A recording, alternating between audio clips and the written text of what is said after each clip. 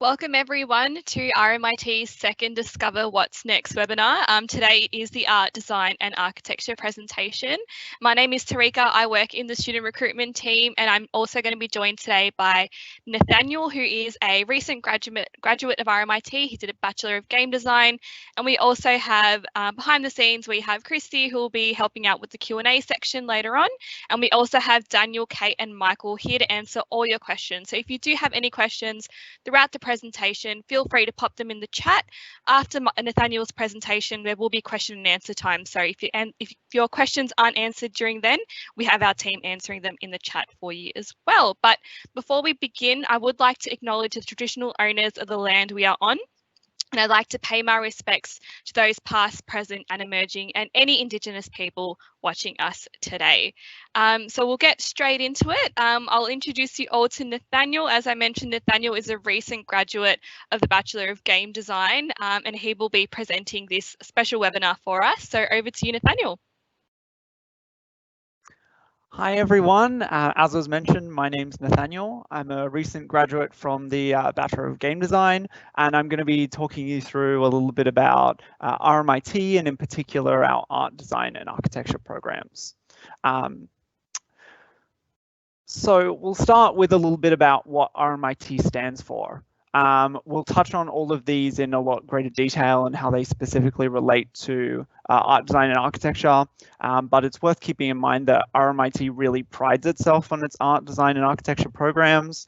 And a couple of things to keep in mind are our strong connections to industry, a real focus on practical learning, and a real sense of community. And I'll talk to all of those a little bit in the future.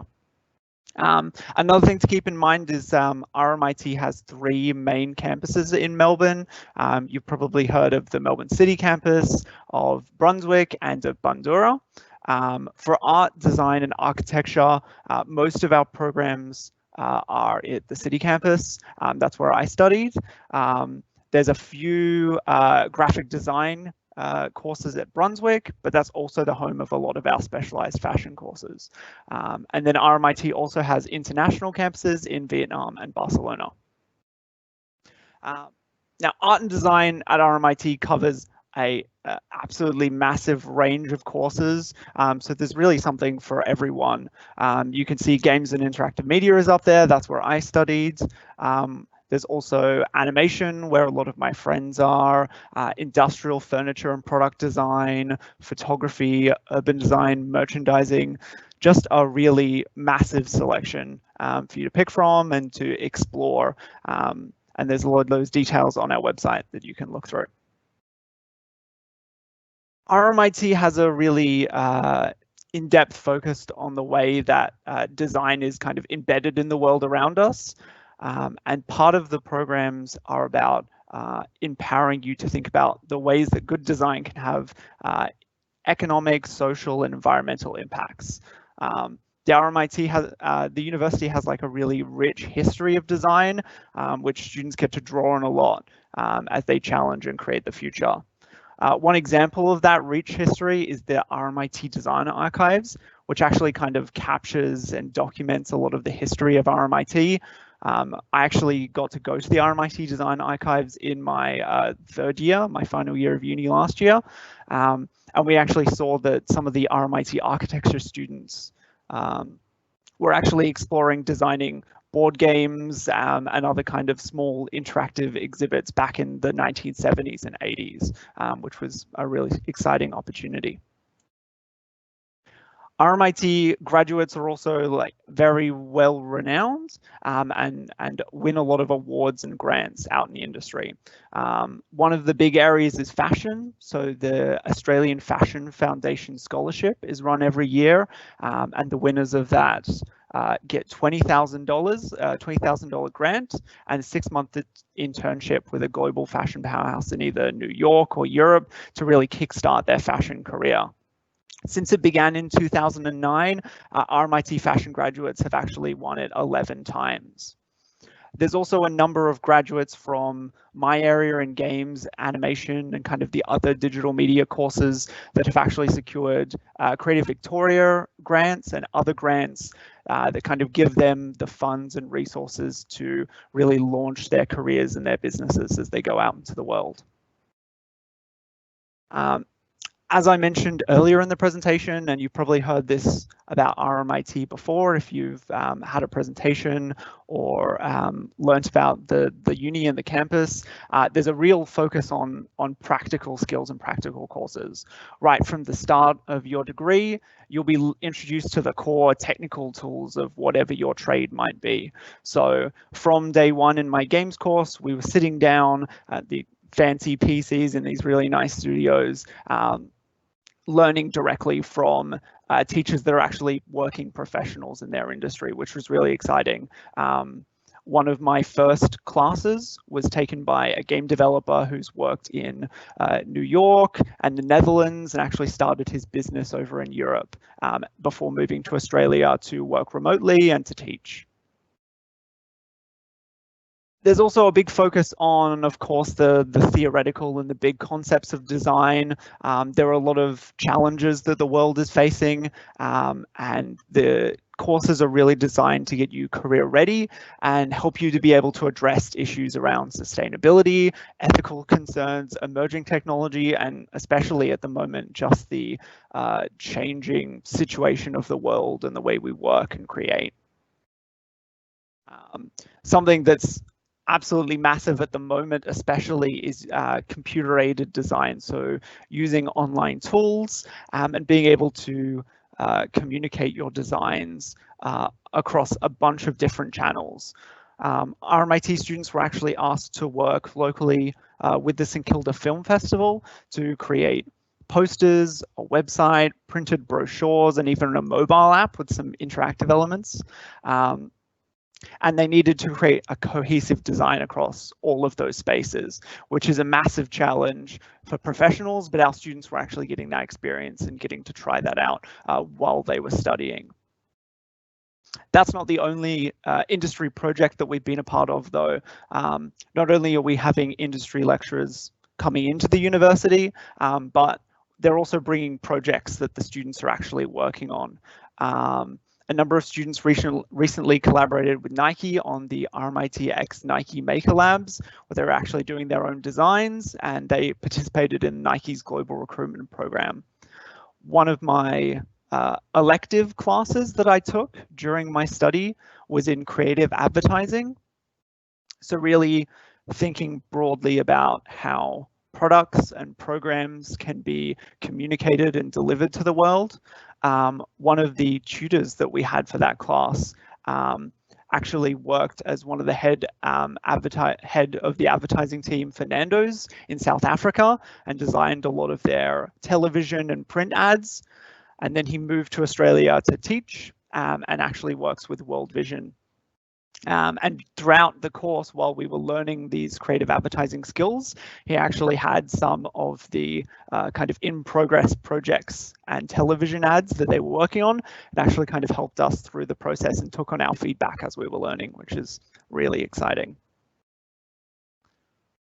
One of the exciting elements of being in the CBD as well is that we're really interconnected to the shopping and kind of the businesses that are operating out of the heart of Melbourne. So a lot of our visual merchandising students will be regularly designing window displays and retail spaces for stores in Melbourne Central and around the city, like Country Road, Uniqlo, Sportsgirl, Supre, Myer, and Target. They do such a great job that we keep getting asked to come back, and being a part of the city and the community in like a fashion kind of heart like Brunswick as well allows you to really effortlessly be a part of those conversations and those communities and connect with the professionals that are working out of those spaces. Excuse me for a moment.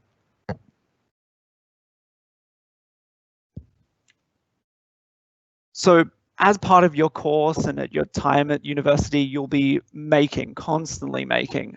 It's a big part of art and design, and you'll have access to all of the equipment and materials and technologies that are related to your craft, not just in your studio classes, which I'll touch on in a second, but a number of students get access to those class spaces to work on assignments and their own personal projects and portfolios throughout other times and even on the weekends when you're working on assignments.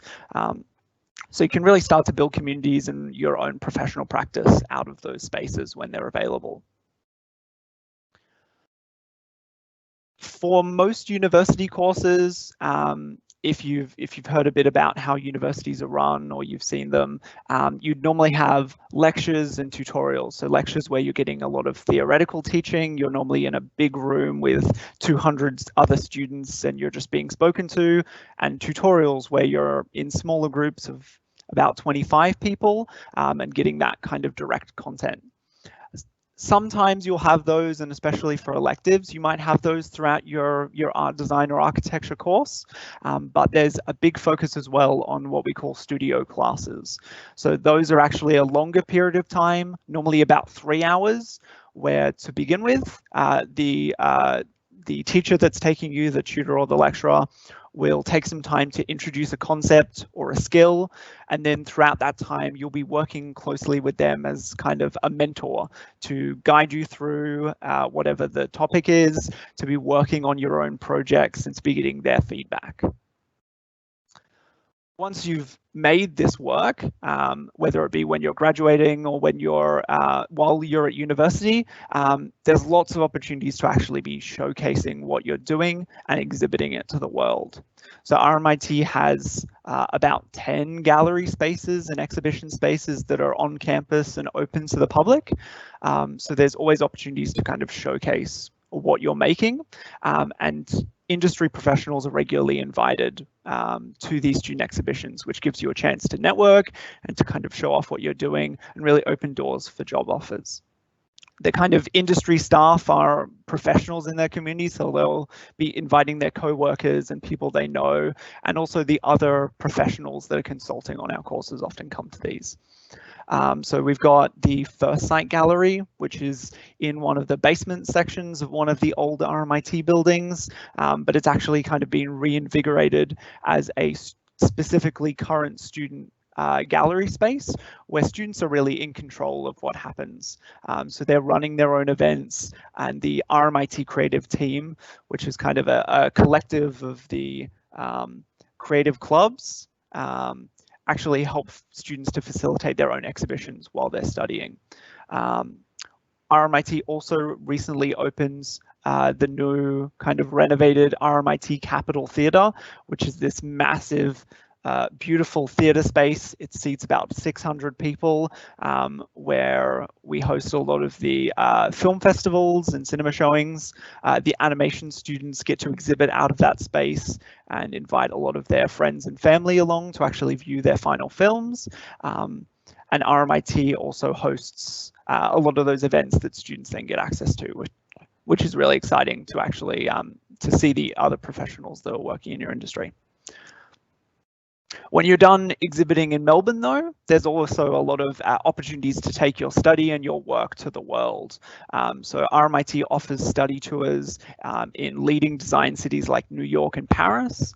And we've got 100 international exchange programs, so you can actually study for a semester or more wherever you like. If you're not filling up for 6 months or a year away, though, there's also shorter study trips that you can take that are normally a couple of weeks long. They're designed to give you a particular experience or attend a particular events. The games second years will often attend the International Game Jam in Japan. So they'll have game developers and kind of interactive designers coming from universities and schools all around the world to Japan, and they actually develop games over the course of a week or so or two, and kind of share ideas and have a lot of cross-cultural development there. And then you also get another week on top of that just to kind of explore Japan and relax for a bit, which is really nice. I also had a friend who was part of the RMIT Redbacks cheerleading club, and they managed to get into the cheerleading world championships and travel to America for a couple of weeks to be a part of that.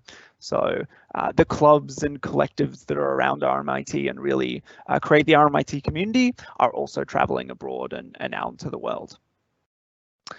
Now, I'm sure you've got quite a lot of questions about prerequisites and what RMIT is looking for in art and design students. So we're going to touch on those a little bit. A big thing is a flair for design and color. We're looking for students that are creative, imaginative, and energetic. So not only those who are interested in art, but those who are really passionate about constantly creating and developing their professional practice. And also those who are really interested in developing a career in art and design. I've touched on community and communication a lot already, but that's a big part of art and design, especially in the modern world. We're looking for people that are really teams focused. Those courses will involve a lot of soft skills, presenting your work, communicating that to the world. You don't necessarily have to have all of those skills, but we want people who are interested in really upping that.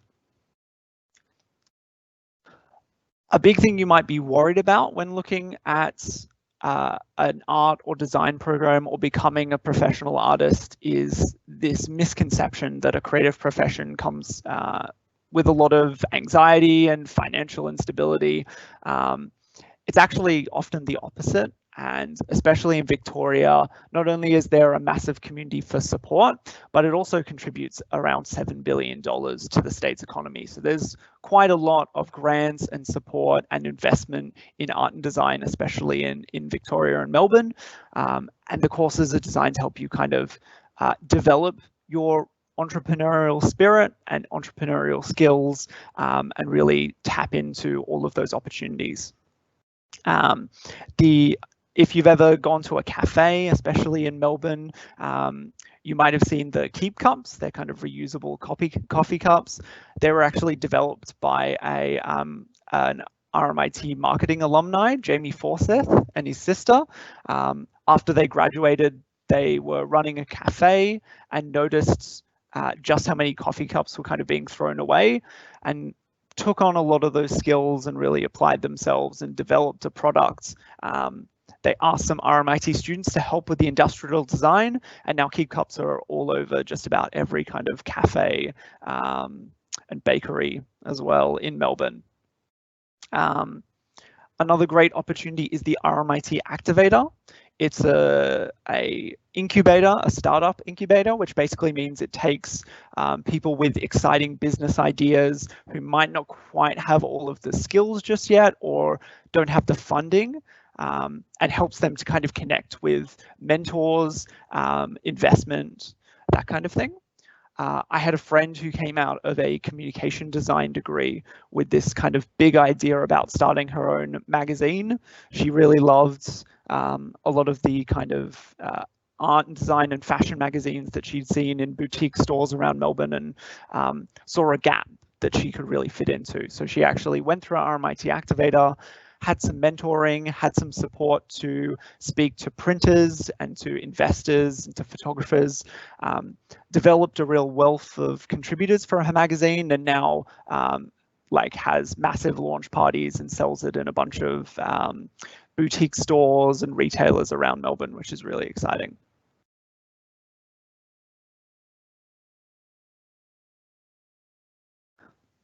We're about to get into some of the nitty-gritty details about selection tasks and the requirements for undesign courses. But one thing to keep in mind is that RMIT is a dual sector university. So we do not only your bachelor's and your master's and your honors courses, but also a lot of entry-level programs and vocational education, so certificates and diplomas and advanced diplomas and associate's degrees. And those offer a lot of really great opportunities for students who who want other options for getting into the bachelor's courses or want to start somewhere that's a little bit more similar to the kind of work you might have done at high school. So it's really important when you're looking at programs and applying through VTAC, and we'll talk about this in a second, to look at the different pathways that are available to you. It's one of the things that I missed when I was actually applying for university, and something that's really, really important when you're making your application. Alrighty, so selection tasks are something you'll see a lot when you're reading through the information on the RMIT website about art and design programs. They are an extra thing that you'll need to complete in many cases alongside your VTAC application to RMIT. So it's really important that you check the website and look for not only what they're asking for, and we'll talk a little bit about some examples in a second, but also when they need to be submitted. And details on the website will be updated to be current for the next intake, so starting for next year on August 2nd. So take a moment to note that down. I'll mention it again in a little bit, but August 2nd will be when details on the website will be updated to what you'll be completing for next year. So some examples of selection tasks and other things you might be asked to provide or be a part of when you're applying to RMIT. Pre-selection kits, folio presentations, and interviews, and we'll break those down. Pre-selection kits are normally a design exercise or some kind of, you can think of it as a little bit of a challenge, something to get you thinking about the course, something to kind of challenge you, and it's normally submitting some kind of example of your work, but something that's specific for the course. And you might also be asked to submit a personal statement, either a little bit about the piece of work that you've submitted, or about why you want to study the course and where you see yourself going in the future. One example of a pre-selection kit that's fairly big and fairly common is the Bachelor of Architectural Design, where they'll actually ask you to go out into the world, look at a building or an empty lot in your neighborhood that you think could be better utilized or could be redesigned. And you'll be asked to take photos of that, do some sketches, write a little bit about how you think it could be improved. That's just one example. There are quite a few different options, so you definitely double check on the website and ask questions if you've got any.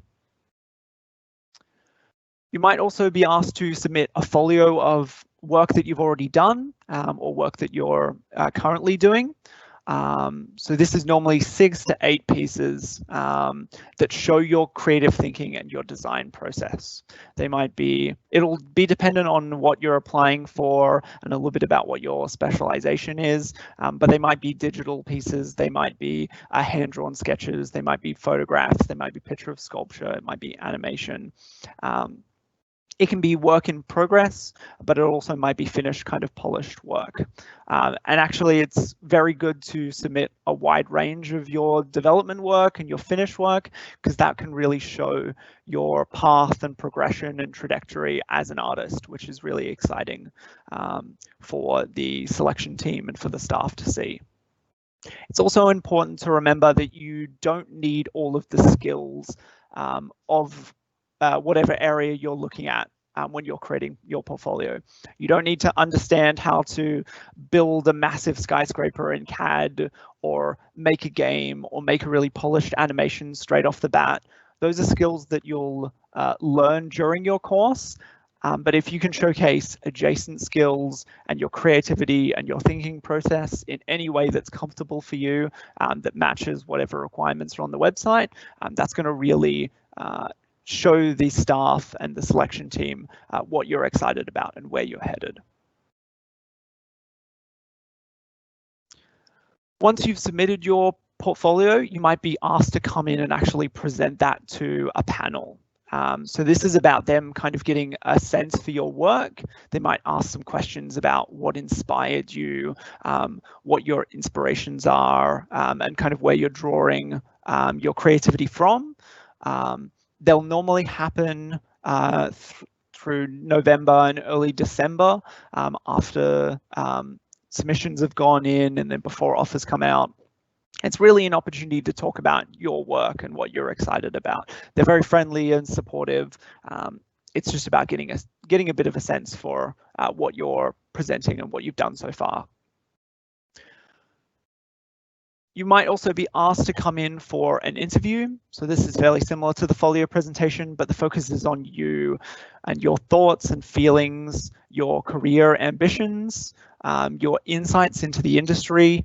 You don't need to know everything, but if you've done a little bit of research, if you've thought about the kind of jobs you want to do, how you're going to get there, thought about designers that you really love and how they inspire you, that's going to really help. But again, it's a supportive environment. They just are really excited to get to know you and get to know what you can bring to the program. And these can be arranged by Skype. In the current situation, it's possible that they will be online. I did mine online via Skype. I was living in Tasmania at the time, so I actually did a kind of sent off my folio and actually did an online interview with staff from the games program. I'm going to talk a little bit about the breakdown now of specifically the games course, but also related a little bit to what you might expect throughout a general 3-year art and design program, just so you know a little bit about kind of how it's broken down and can picture a little bit in your minds. So for games, in first year, we start out with a lot of 2D games, so very simple interactions, working in 2-dimension, and we learn the core visual concepts. And we also have an introduction to the theory of games history and scholarly study. This is consistent. This general idea is consistent across almost all of the art and design programs, but the first year is designed to give you the core introduction to some of the technical skills you'll be using, but generally just everything you'll need to really excel in your second and third year. So it's kind of a level playing field. Even if you might not have a lot of experience in a particular area, going into first year, they'll give you all of the skills that you need to be making small animations or designing a fashion, like a piece of clothing or a building or a small game. It's also worth keeping in mind that in first year, you might discover that maybe this program isn't quite what you were wanting, or it's got a slightly different focus. If you are in your first year and were coming kind of umming and ahhing between courses, you can have the opportunity to switch. So a lot of game students with a big art focus will start in the games program and actually realize, oh, I really, really want to focus on art. I was interested in programming, but it's not really what I want to put a lot of my time into. And so they actually go to RMIT Connect, they have a chat with the staff there and look at a couple of different options, and a lot of them will switch over to the animation course, which is actually just down the hallway from us, but you always have the option to change if you'd like to, and it's a great opportunity in first year to look at what the requirements might be and switch over if you need to. In second year, you're going to be building on a lot of those specialized skills. So for games, we move into 3D modeling and a lot of more complicated programming. We do animation and character design, and we also talk about games ethnography, which is a bit of a fancy term, but basically it just means understanding how people play games. Like, are they playing on their computer? Are they playing on their phone? Where are they playing? Is it at home at their desk or on a couch or on the train? And why are they playing? Is it for stress relief? Is it for fun? Is it a social thing they do with their friends? So we really dig into the nitty-gritty of how and why and what and where, which you'll do with a lot of other art and design programs in your second year. This is also when a lot of people will start taking school electives. So these are elective subjects that you can take in other art and design areas. So it's not quite the whole university yet, but you can start to look at, hey, maybe I want to do, maybe I'm a industrial design student, but I want to look at a little bit of like architecture, or I want to do a 3D modeling class with the game students so I can have those extra skills. That just allows you to open yourself up not only to the rest of the RMIT community and the other students that are studying, but also to different study areas. And second year is also when a lot of students will look at like traveling overseas, doing study tours. You're kind of right in the middle of your degree, so you've got quite a lot of flexibility to look at travel and taking up a lot of opportunities with clubs and collectives. Third year is when things start to get serious in terms of your capstones, your portfolio projects, and your team projects. You're going to be really specializing and kind of focusing on a field that really you're passionate about and you're really excited about, and digging super deep into that. And then kind of having that, building that portfolio to its kind of finalized and polished state, so that when you finish up your course, you do your final year exhibition, you're going to go out into the workforce with a lot of confidence, with a lot of skills, and work that's ready to put on your resume and really show the world. So this screenshot is actually from my final year projects, which we presented, and we're currently looking at other people that are interested in this project and kind of where it can go in the future. And we, at our industry showcase at the kind of exhibition, we actually got a lot of interest from professional game designers that really want to see this project succeed, and we're really excited about it, which was absolutely lovely.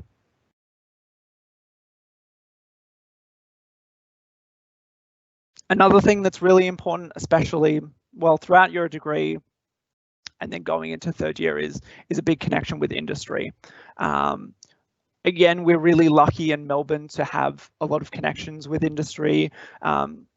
Throughout my games course, I was mentored by a number of people who are actually working in the industry, but I also got the opportunity to volunteer at some big conferences and big events in Melbourne. So Melbourne International Games Week is actually a whole week-long festival of different games events where people are coming from all around the world to showcase their games, to talk about what's important and what's happening in the industry. And I actually got to meet a lot of them, share my insights, be mentored by them, which is really exciting. And that's kind of where I'm heading at the moment. We're actually in the middle of an independent games festival that I'm kind of really in tune with and looking to a lot at the moment, which is really, really exciting.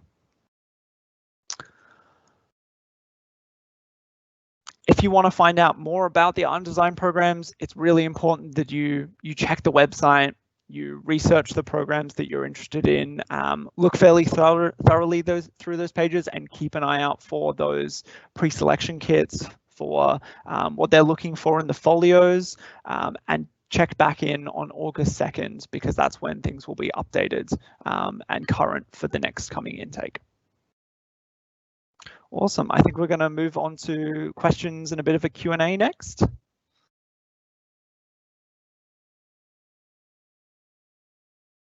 Yep, that's right. So we'll have time for questions and answers now. So feel free to put into the chat box any questions that you have, and we'll get Chrissy to start fielding them out to Nathaniel and myself now. Fantastic. Thanks, Tarika. Welcome, everybody. I'll just be a voice from the background, passing some questions through.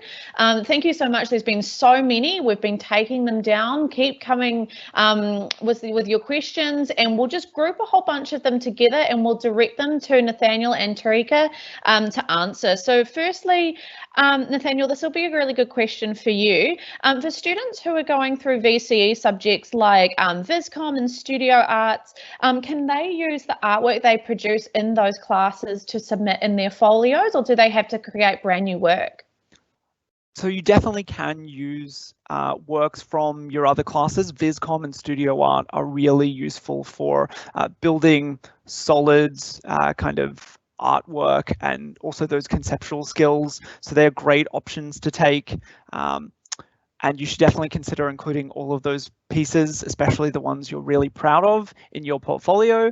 But you can also be doing work at home and drawing from things you might be doing in your spare time or your kind of personal projects as well. They're all good options. Fantastic, thank you. We'll go on to another question about the different kinds of software and computer programs that students at RMIT get to use. Can you tell us a little bit more about the different kind of Adobe programs or how CAD works, how students who study at RMIT get access to that, and just any experiences you've had with any of those kinds of systems? Yeah, so software and hardware are big questions for students coming in. They're often worried, am I going to need to buy a lot of things? What things am I going to need to supply? The university actually supplies a lot of those. Not only will you have access to those studio spaces, which have computers with all of the things that you need installed, a lot of students, especially in communication design, in animation, and in games and advertising and marketing, will be using the Adobe suite, so Photoshop, Illustrator, InDesign. Our RMIT students actually get full access to that, and you get a couple of licenses that you, while you're a student and using your student account, you can install on your home computer or on your laptop. So you actually get a little bit of access to those pieces of software, and there are other programs like the 3D modeling program Maya, CAD, that you'll get student licenses for. So you don't necessarily need to be at uni. You will have access to all of those powerful computers when you need them, but you'll also have access to the software at home. So you get all that flexibility and all of that access. Beautiful, thank you for that. We'll pass to a question for Tarika. If students want to find out more about course selection requirements, ATARs, prerequisites, where would you direct them to go to find that kind of information? Yep, so I definitely encourage you all to have a look at the RMIT website. It has absolutely everything you need to know. When you are on the main homepage, just click the Study with Us tab and it filters out into different areas of study. Find your course within there, or you can even just type it in the search bar to save some time. And if you keep scrolling down, there's lots of handy links and things for you to find everything from prerequisites to ATAR to fees and everything that you need to know. So the website is the best resource for that. Fantastic. We'll sit with you for one other question as well. Can you tell us a little bit more about how students apply to RMIT? So that might be mid-year, or also how students can use VTAC to apply, and just maybe touch on too if interstate students are also able to apply in that way. Sure. So if you are wanting to apply for the mid-year intake, you basically just apply directly through the RMIT website. Whereas if you are wanting to apply for a course semester 1 2021, so in March, then you will be applying through VTAC if you're a high school student. That's for all high school students Australia-wide. So if you are from, say, Sydney, I think it's called UAC instead of VTAC, so it's the same sort of thing, but it's a Victorian version. So yeah, you apply through VTAC for all courses, whether it is higher ed or vocational if you're a high school student. If you're a non-high school student, you can apply directly for vocational programs, but still through VTAC for higher ed. Yeah, that's how you apply. Awesome, thank you for that. Nathaniel, we'll come back to you for a question around folios and things like that. I'll just sum up a few of the questions that have been submitted. So some students want to know if they're able to submit more traditional artwork, so maybe paintings or things that they've produced by hand, as well as digital works, and where they can, some kind of resources or any information that you can point them in the direction of to get support around how to put folios and things together. Definitely. So you can do a lot of mixed media. In most cases, if you do have physical artwork, it's best if you can scan it or take images of that artwork, whatever best kind of captures it for you and submits it, to then submit it. A lot of them will be like online PDFs that you'll submit. So you'll take images and kind of arrange them in whatever way best kind of showcases your artwork. And then if there is a need to kind of see more in person, sometimes for those folio presentations, you can actually bring in some of those physical copies and kind of lay them out on the table and pardon me, and talk through the different works with the interview team. Fantastic.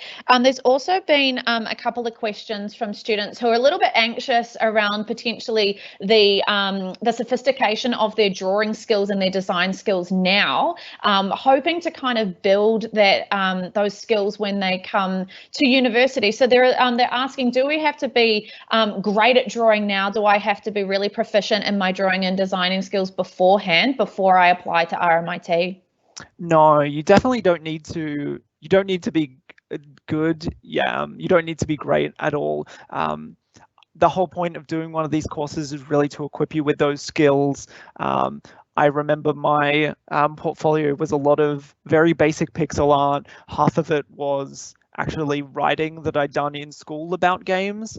So don't be afraid to, within whatever the parameters are, really showcase whatever makes you proud, and do take pride in your work. It may not be exactly what you want, but RMIT will see that you're excited, and a course like this can really help you to build on those skills. Fantastic. We'll stick with you, Nathaniel. There's been quite a few that'll be really good for you. Can you tell us a little bit more about the art, design and architecture facilities at RMIT, some of your favourites? Yeah, so there's a couple in terms of different courses. The architecture building is one of the new ones. If you're walking around the campus or along Swanston Street or taking a tram up there, you'll see a very large building with kind of glass circles on the front. That's building 100. That's the home of the majority of the architecture programs. It has built-in exhibition spaces specifically for architecture students. They've got on every floor these kind of separated workspaces with pin boards where you can put up designs. They've got printers for printing full architectural plans. They've got in the basement a lot of their kind of larger machinery, CNC mills, a lot of those maker technologies, and then in the upper levels, those workspaces where you'll actually be talking through designs and laying things out on the table. Awesome. There's been a few questions about electives and how that works. Can you tell us a little bit about the different kinds of electives and maybe a few of the elective courses that you really enjoyed when you did your course? Yeah, definitely. So I think I touched on it briefly, but you'll have school electives and university electives. So school electives are ones that will be from whatever school you're in. So art, design and architecture generally pull from each other's schools.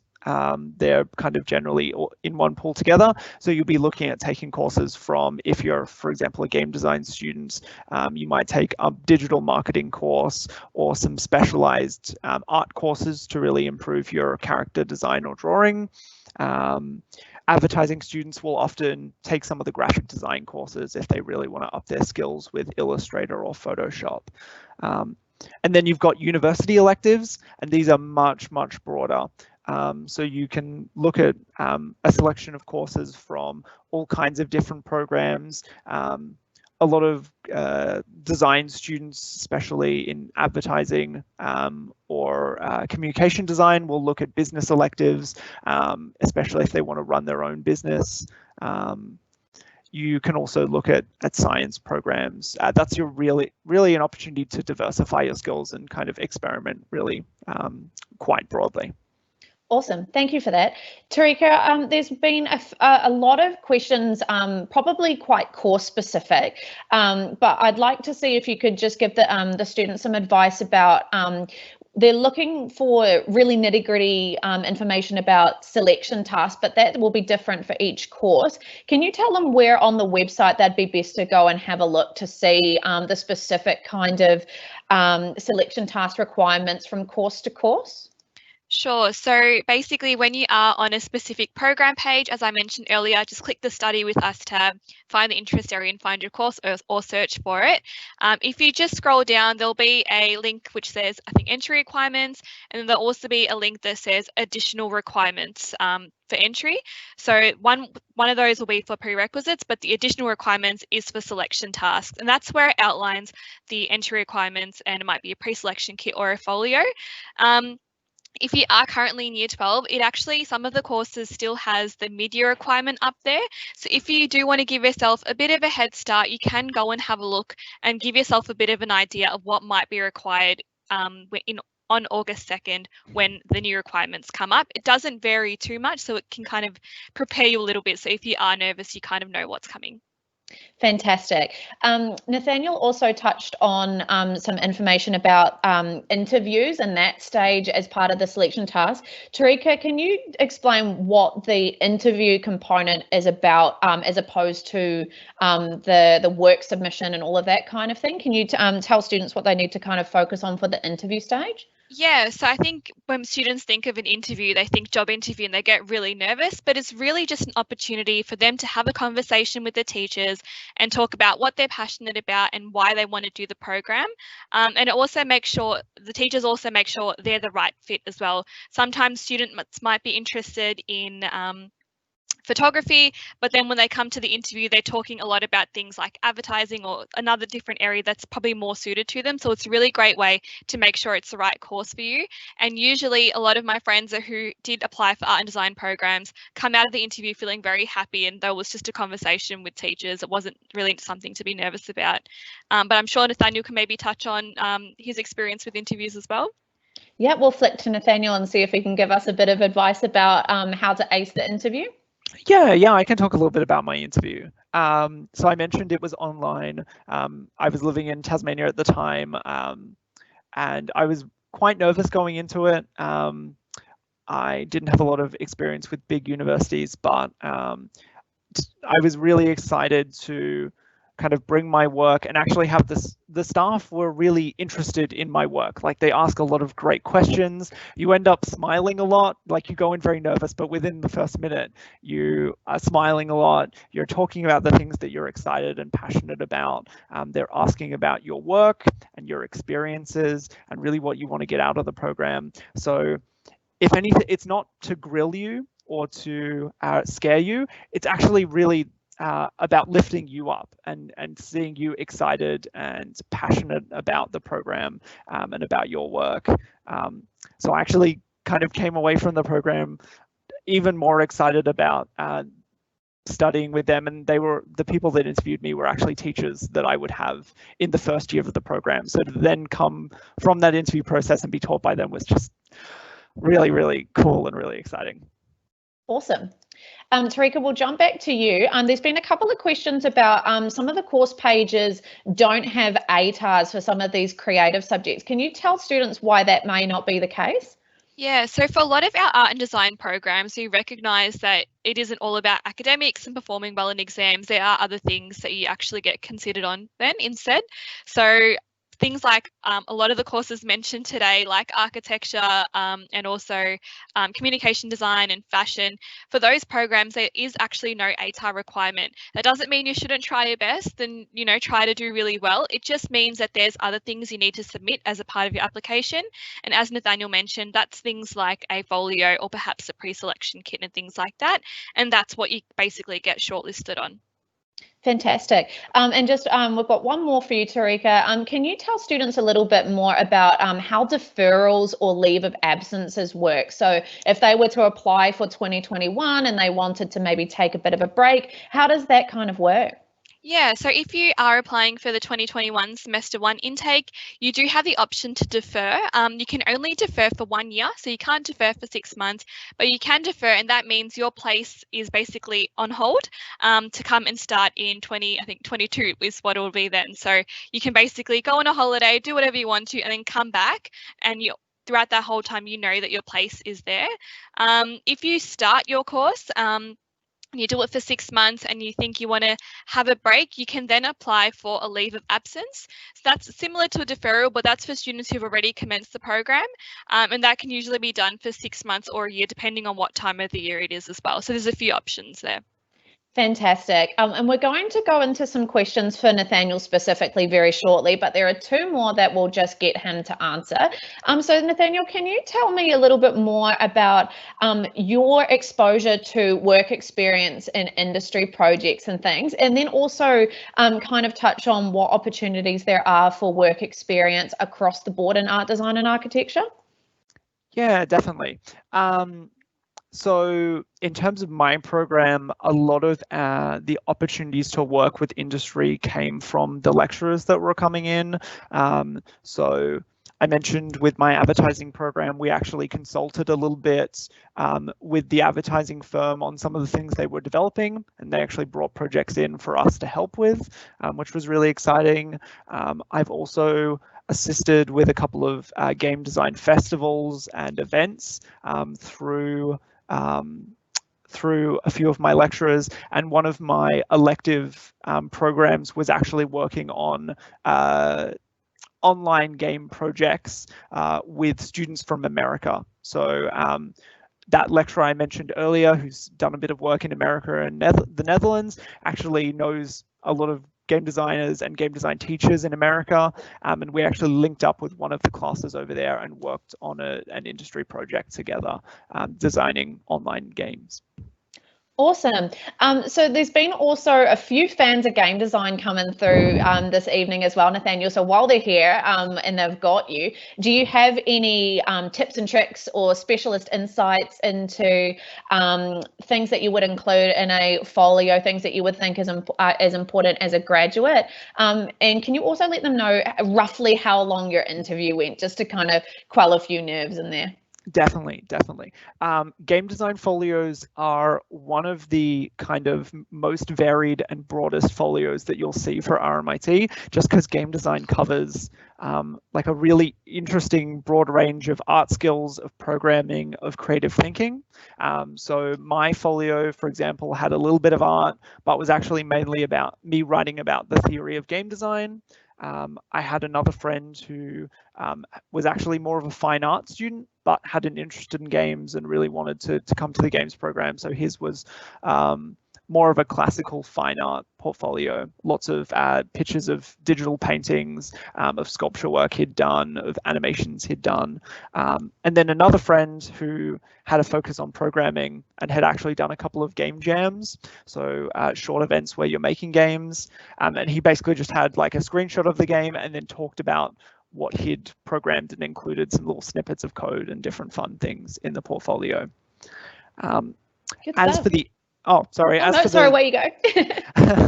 As for the interview, they can vary. They try to keep them to normally half an hour or 30 minutes, depending on how many shortlisted students there are. It's very easy to get into long conversations, but yeah, they tend to keep them around 30 minutes, just enough time for you to get comfortable, for them to ask you a couple of questions, for you to talk about it. And normally by the end of the interview, you're just talking about your favorite games and kind of what you're excited about. Awesome. Well, we're going to finish with 3 little rapid fire questions for the last couple of minutes. We've got 2 minutes to get them through for you. So this is just about you. So why did you choose RMIT? Yeah. So growing up in Tasmania, we've only got one university in the state. So and I didn't really have the time or money to travel to Melbourne to attend open day or ask my questions. I did a lot of research on the website and spoke with a couple of people. But one of the big things I was lucky enough to do was speak to other people who were kind of already in industry. I had a friend who was a games journalist in Hobart who helped me actually ask some people who are game developers. And I asked them, if I'm thinking of studying and moving to Melbourne, where should I go? And they had friends who were teachers and people had heard a lot of good things about RMIT. And so really that research made the biggest part for me. Awesome. Next quick question. What do you wish you could go back and tell yourself if you were applying for university all over again? The thing I always regret is that I didn't apply for more courses. I did what I think is probably the biggest no-no that you shouldn't do when you're applying for courses, and that's only apply for one option. So I did apply for UTAS, but when I put in my VTAC application, RMIT was the only course that I had there, and I was really, really lucky that I had a good folio and that I did fairly well in the interview. but I didn't set myself up for the best possible results by including other options, by putting in pathways, that kind of thing. So definitely don't forget to do that. It will give you lots more options. It'll give you great ways to get to where you're studying, but you also might end up in a field that maybe wasn't your first choice, but you actually find is really fantastic and something you're surprised to be passionate about. Fantastic. And on that note, last quick one, what's next for you now that you've finished your course? Oh, so I've got a couple of irons in the fire, as they say. I'm working with a lot of local people in industry on some events and some side projects and trying to get some interest in work that I'm doing. The current situation in the world has changed the landscape of work for a lot of people, but for the games community, moving into these online spaces full time has really actually opened up the opportunities for us to work with people not only locally in Melbourne but internationally. So I'm kind of taking a lot of my ideas and my personal projects to those international people and getting a lot of different opinions and ideas. So yeah. Awesome. Well, thank you so much for that, Nathaniel. That's been really insightful. Thank you so much for all of your feedback. We're going to throw back to Tarika just to wrap up, and we'll go from there. Great. So thanks, Nathaniel, for that. I'm sure it was very insightful for those watching. I think we would have closed off the chat by now, but if you do have any questions that you did put in, we will be answering them. So don't worry, we'll answer them. And we will, in your email that you receive tomorrow from us, if you do have any more questions that you think of overnight, feel free to respond to that email and we'll get back to you. But I would like to announce that we will be having, sorry, I'll just get you to next slide, Nathaniel, sorry.